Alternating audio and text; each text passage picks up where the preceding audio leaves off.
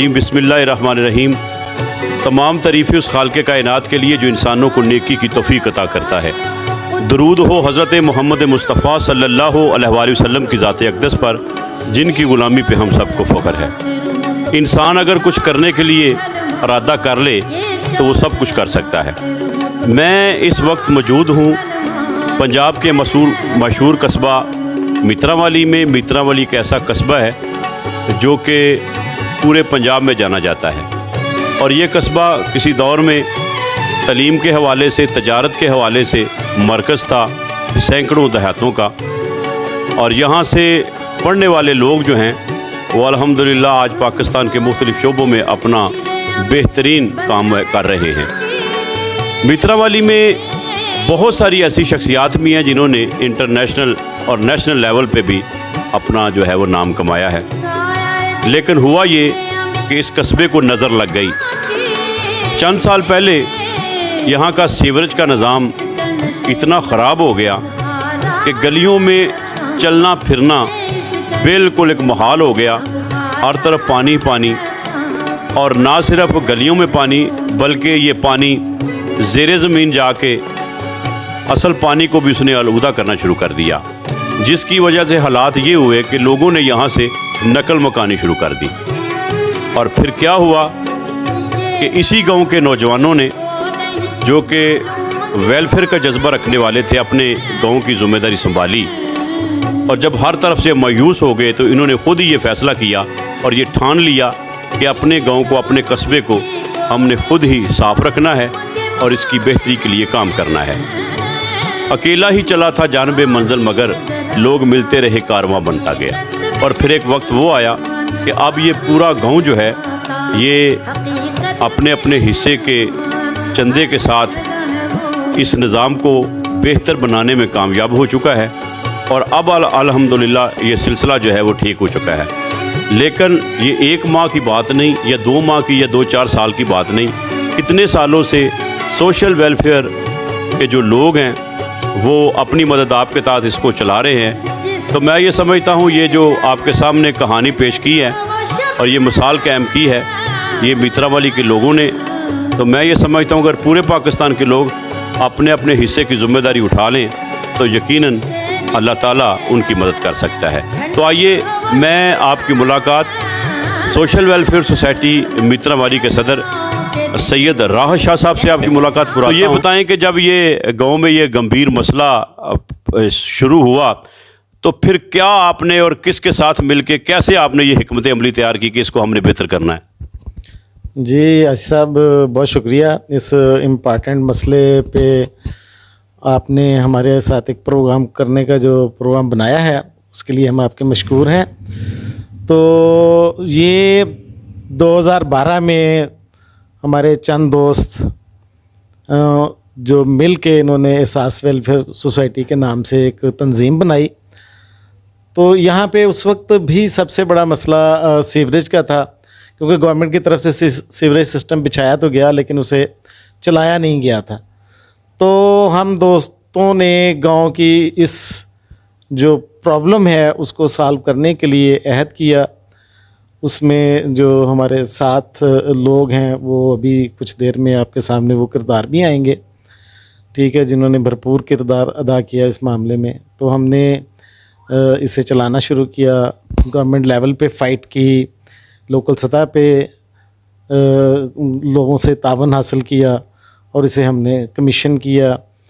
फिर नागुज़ीर वजूहात की बिना पे कुछ अर्सा के लिए हमें ये छोड़ना पड़ा काम। लेकिन फिर जब हालत बहुत ज़्यादा ख़राब हो गई तो 2018 में अफजाल साहब मेरे ख़्याल में हमें दोबारा इसको टेकअप किया, और अल्हम्दुलिल्लाह उस वक्त से लेके अब तक हम इसे अपने से भरपूर कोशिश कर रहे हैं कि इसे चलाया जाए। मसाइल तो पैदा होते हैं, लेकिन मैं समझता हूँ कि अहले दे ने इस सिलसिले में हमारे साथ खूब तावन किया है। अहले दर्द लोगों ने खूब तावन किया है, बहुत अच्छे तावन में। जहाँ कुछ रुकावटें लोग पैदा करते हैं, इसमें कोई शक नहीं है कि अच्छाई में रुकावटें भी आती हैं, लेकिन ओवरऑल हम इन तमाम मराहिल से गुज़र कर इस वक्त इस सिस्टम को कामयाबी से चला रहे हैं। मुझे इस सोसाइटी में उन्होंने दोस्तों ने सदर मुंतखब किया है। हमारे जनरल सेक्रेटरी एक पूरी बॉडी है सोशल वेलफेयर सोसाइटी के अंडर अब हम काम कर रहे हैं, जो कि एक रजिस्टर्ड इदारा है जो इस तरह के काम करने के गवर्नमेंट की तरफ से उसे इजाज़त है। तो अल्हम्दुलिल्लाह मेरा ख़्याल है कि अवाम हमारे पे बहुत ज़्यादा एतमाद करते हैं और हम इस सिलसिले को बेहतर से बेहतर करने की कोशिश भी कर रहे हैं। साथ साथ हम पानी के जो 2 प्लांट हैं वो भी चला रहे हैं, बाकी मसाइल भी देख रहे हैं। लेकिन ये सीवरेज के हवाले से मैं समझता हूँ कि ये कोई बड़े बड़े इदारे भी आसान तरीके से नहीं चला रहे जिस तरीके से हमने यहाँ पे चलाई है, इस सिलसिले को चलाया है। और हमने 2 खाकरूब भी रखे हुए हैं, इंशाल्लाह 2 और रखने का प्रोग्राम है ताकि इस सिलसिले को और ज़्यादा से ज़्यादा बेहतर किया जा सके। गुफ्तगू सुनी सैयद राहत अली शाह साहब की, सदर सोशल वेलफेयर सोसाइटी मित्रावाली। यहाँ पे मेरे साथ उसी सोसाइटी के एक रुकन चौधरी अफजाल चीमा साहब हैं और माशाल्लाह चौधरी अफजाल चीमा साहब का जो है वो अपना एक तारफ़ है, सब लोग जानते हैं। तो आइए मैं उनसे पूछता हूँ कि सर इस हवाले से ये बताएं कि कौन कौन सी मुश्किलात का सामना करना पड़ा। सावजार है जब आपने ये सिलसिला शुरू किया तो इससे पहले आपने गवर्नमेंट के दरवाजे भी खटखटाए होंगे, तो इस हवाले से हमें बता दें। जी बिस्मिल्लाहिर्रहमानिर्रहीम। 2012 में हम जब इसको ऑन किया और सिस्टम को चलाना शुरू किया, गवर्नमेंट का दरवाज़ा, तो आप जैसे कह रहे हैं कि गवर्नमेंट का दरवाज़ा खटखटाने के लिए हमने बहुत ज़्यादा चक्कर लगाए, क्योंकि उस वक्त जब हमने इसे ऑन किया था ना, वो ये बिल्कुल ना बंद हो चुका था। क्योंकि ये उससे पहली गवर्नमेंट में ये सेवरेज सिस्टम शुरू किया था, लेकिन ये बंद हो चुका था बिल्कुल। हमने उस वक्त गवर्नमेंट की मदद से इस सिस्टम को खुलवाया और उसके बाद चलाना शुरू किया और इसका मुकम्मल टेक ओवर किया। और इसके साथ साथ वाटर सप्लाई का निज़ाम था मित्रावाली में, उसको भी मुकम्मल तौर पे गवर्नमेंट को दरवाज़ा खटखटाए जाए, मतलब चक्कर लगाए, एक्सीएन एसटीओ पूरा सियालकोट में हम जाते रहे बड़ी देर तक, और डीसी साहब तक, डीसी साहब ने हमारी बड़ी मदद की और इसको चलवाने के लिए ना वाटर सप्लाई को हमारी बहुत मदद की।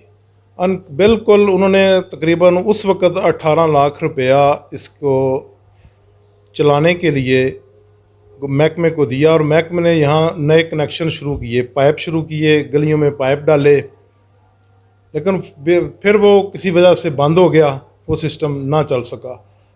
लेकिन सेवरेज सिस्टम उस वक़्त से आज तक इंशाल्लाह बेहतरीन तरीके से चल रहा है।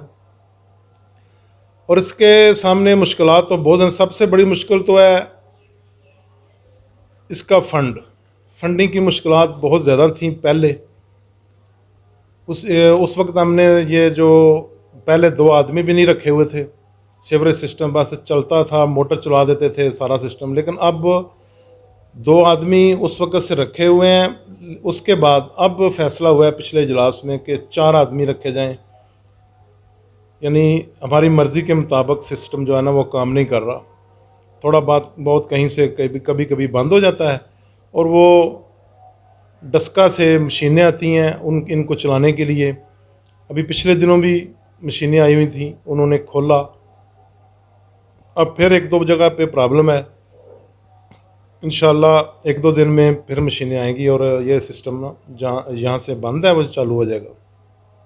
इसके अलावा सोशल वेलफेयर सोसाइटी ने सिर्फ सेवरेज का काम नहीं, माशाल्लाह बहुत ज़्यादा काम किए हैं सोशल वेलफेयर सोसाइटी ने। हत्ता कि इससे पहले रमज़ान पैकेज, बहुत बड़े बड़े Ramzan package social welfare society ने दिए। और इसके अलावा गरीब गुरबा का मामला, उसके लिए अलग फंडिंग हुआ करती थी। और बच्चों की तालीम के लिए जितने मित्रावाली में प्राइवेट स्कूल हैं, हर स्कूल में तकरीबन 20-30 बच्चे सोशल वेलफेयर सोसाइटी के फंड से पढ़ रहे हैं अभी तक। और इसके अलावा भी बहुत ज़्यादा काम किए हैं सोशल वेलफेयर सोसाइटी ने। 2, जैसा कि शाह साहब ने बताया कि 2 फिल्टर प्लांट हैं, उनका तकरीबन दोनों फ़िल्टर प्लांट का 30 से 35 हज़ार रुपया माहाना ख़र्चा है, वो भी सोशल वेलफेयर सोसाइटी चला रही है। और इसके अलावा इस वक्त सोशल वेलफेयर सोसाइटी, सेवरेज और जो है फ़िल्टर प्लांट, इन दोनों का मिलाकर 2 लाख रुपया ख़र्चा अब महीने का ख़र्चा है। अभी बिलिंग है, 2 आदमी की तनख्वाह है, 4 आदमी अब हो जाएंगे, और उसके भी बिल हैं, फ़िल्टर प्लांट के बिल, उनकी मेंटेनेंस है। ये सारा सिस्टम जो है वो सोशल वेलफेयर सोसाइटी चला रही है, और अल्लाह के फजल करम से इसकी फंडिंग इस गांव के लोग बड़ी फराख दिली से कर रहे हैं। वो मेरा ख्याल है वो किसी पे एहसान नहीं कर रहे, वो अपने गांव की अपनी मदद आपके तहत सारे सिस्टम को चला रहे हैं, और बड़े अच्छे तरीके से चला रहे हैं। लोगों से मशवरा किया है 2 आदमी और रखने का, सब लोगों ने कहा है कि 2 आदमी और रखे जाएं, और इंशाल्लाह उसकी भी तनख्वाह जो है ना वो लोग अफोर्ड करेंगे। अब इसलिए 28 मई से सोशल वेलफेयर सोसाइटी के प्लेटफॉर्म से एक बहुत बड़ा तहसील यानी पंजाब का तहसीलों का टूर्नामेंट हो रहा है, बहुत बड़ा। मोहतरम, असल में ये टूर्नामेंट करवाने के 2 मकसद हैं। एक जो है वो गेम, क्रिकेट, बच्चों का ग्राउंड के साथ ताल्लुक़ पैदा हो। दूसरा इसका मेन ताल्लुक़ जो है ना टूर्नामेंट करवाने का, वो है फंडिंग, सोशल वेलफेयर सोसाइटी के लिए फंडिंग। वो फंडिंग जितना भी इसका पैसा जो, अगर इसमें टूर्नामेंट में 10 रुपये बचत आएगी वो मित्रा वाली के ऊपर लगेगी, 10,000 बचत आएगी वो मित्रा वाली के ऊपर लगेगी। ये सारा सिस्टम फंडिंग के लिए, फंड रेजिंग के लिए जो सिस्टम है ना वो कर रहे हैं टूर्नामेंट का। और टूर्नामेंट बड़ा अच्छे लेवल का, पंजाब से टीमें आ रही हैं, गुजराला, गुजरात, सियालकोट, बड़ी दूर से अच्छी अच्छी टीमें आ रही हैं, फ्लड लाइट टूर्नामेंट करवा रहे हैं, और इसका मेन मकसद है फंड रेजिंग। मैं रिक्वेस्ट करूँगा गांव के लोगों से, इर्द गिर्द के गांव जो अपने मित्रावली के लोग हैं लेकिन बाहर गुजराला, सियालकोट, कहीं और रैश पजीर हैं, मैं उनसे रिक्वेस्ट करूँगा वो खसूसी तौर पे इसमें तावन करें। और इसका मेन मकसद जैसे मैंने अर्ज़ किया है कि वो फंड रेजिंग है, इसमें बढ़ चढ़ कर तावन करें। आपकी मेहरबानी जी, बहुत शुक्रिया जी। अभी मेरे बड़े ही मोहतरम, मेरे बड़े भाई जनाब जुल्फ़कार चीमा साहब जो फ़िनांस सेक्रेटरी हैं और एक बहुत बड़े डोनर भी हैं, और इनका पूरा ख़ानदान अल्हम्दुलिल्लाह इस हवाले से, डोनेशन के हवाले से पूरे इलाके में जाना जाता है, तो वो मेरे पास मौजूद हैं। तो इस प्रोजेक्ट के हवाले से मैं उनसे, चीमा साहब आपसे ये पूछना चाहूँगा कि जब ये आप चले थे तो आपको उम्मीद थी कि ये सिलसिला इतना फ़ंड करना और इकट्ठा करना ये मुमकिन हो सकेगा, या इसको हम कैसे चला सकेंगे? उस वक़्त आपके क्या ख़यालात थे? बिस्मिल्लाहिर्रहमानिर्रहीम। बहुत शुक्रिया जनाब आसिफ साहब। आसिफ साहब मेरे बहुत दरीना पुराने दोस्त भी हैं, और मैं इनको वेलकम कहता हूँ। शुक्रिया। नहीं है ना उम्मीद इकबाल अपनी शिकस्त वीरां से, ज़रा नम हो तो ये मट्टी बड़ी ज़रखेज़ है साकी। माशाअल्लाह। आसिफ साहब, आपने जो सवाल किया है ये हमारे लिए बड़ा पेचीदा सवाल था जब हमने 2012 में सोशल वेलफेयर सोसाइटी शुरू की थी। लेकिन अगर नीयत साफ हो, अगर हमारा मकसद नेक हो, तो अल्लाह ताला की ज़ात जो दस्ते बाजू बन जाती है। जो जो वक्त गुज़रता गया तो गांव वाले लोगों ने हमारे साथ तावन किया, क्योंकि सबको पता था कि हमारा एक एक पैसा सही मकसद पे लग रहा है। मैं एज ए फाइनेंस सेक्रेटरी, मुझे इस चीज़ पर फ़ख्र है कि हमने आज तक एक एक पैसे का हिसाब रखा है, और हम एक एक पैसे का हिसाब देने के लिए तैयार हैं। बाकी जब जैसे कि सैयद राहत अली शाह साहब ने आपसे बोला कि गांव का गलियां और बाज़ार का निज़ाम तो ख़राब था ही, लेकिन उसमें जो एक सबसे बड़ा मसला पैदा हुआ था कि जो पीने वाला नीचे वाला पानी है वो भी ख़राब हो गया। और एक वक्त था कि हमारे गांव में उस वजह से हेपेटाइटिस की बीमारी आम हो गई थी। तो उसके लिए हमने इब्तदाई मराहल में 550 फुट बोर कराने शुरू किए थे। तकरीबन 18 550 फुट बोर हमने करवाए। उसके बाद सेवरेज का काम कामयाबी से हमारा चला। बाद में हमने 2 फिल्ट्रेशन प्लांट भी इंस्टॉल किए। तो आसिफ साहब, आप हैरान और खुश भी होंगे कि इस वक्त हमने कभी भी नहीं सुना कि कभी किसी के घर में कोई हेपेटाइटिस का मरीज़ है। माशाल्लाह। तो ये सिर्फ अल्लाह के फजल करम से और हमारे नेक दोस्तों से और हमारी जो गांव के लोग हैं उनके ताउन से ही मुमकिन हुआ। और ये हमारे दोस्त सब मिलकर काम कर रहे हैं। तो इसके साथ मैं एक ज़िक्र करना ज़रूर समझूंगा कि हमारा इधर गांव में आने का, गुजरांवाला का कोई रास्ता नहीं था।